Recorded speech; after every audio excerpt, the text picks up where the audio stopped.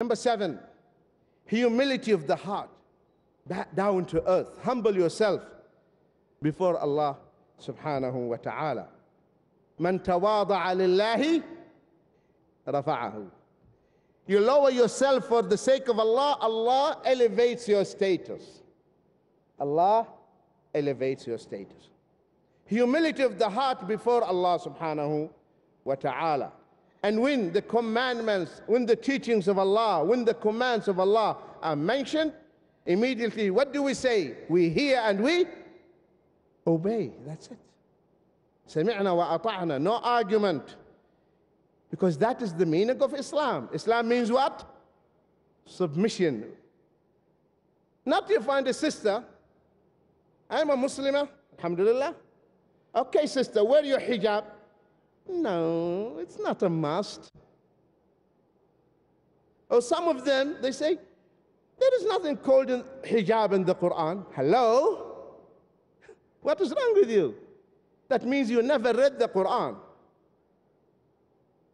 Don't you know Prophet Muhammad sallallahu alaihi wasallam when he said in Sahih Muslim, 2 types of my ummah, I haven't seen them, they're going to come.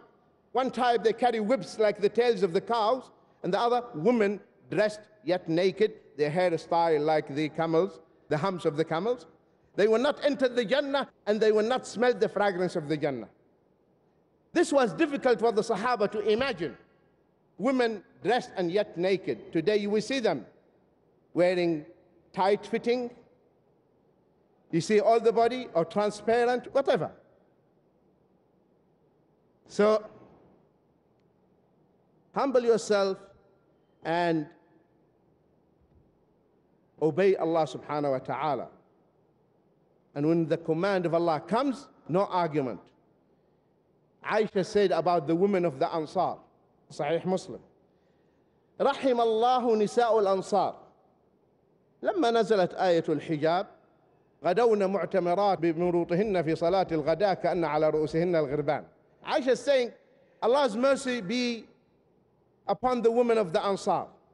When the ayah about hijab came down, all of them were dressed in black from head to toes, like if they were crows sitting on top of their heads in the Fajr prayer.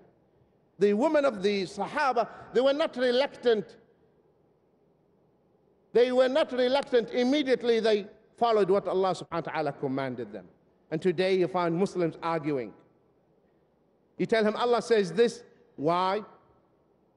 Why? What is your submission? Didn't you accept him as your Lord? See Abu Bakr as-Siddiq, when Abu Jahl came to him, he said, did you hear what your friend, he meant the Prophet ﷺ, say? He said, no, what did he say? He said, he went last night to Jerusalem and came back. He said, did he say so? He said, yes. He said, he told you the truth. Abu Bakr had no problem with that. Because he is Rasulullah. Finish. He is Rasulullah. My dear brothers and sisters, I want you to keep this in mind.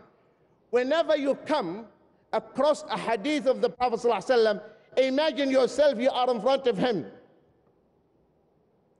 Will you dare to say no to the Prophet ﷺ? The Prophet ﷺ commands you, do this. Will you say, no, O Prophet of Allah?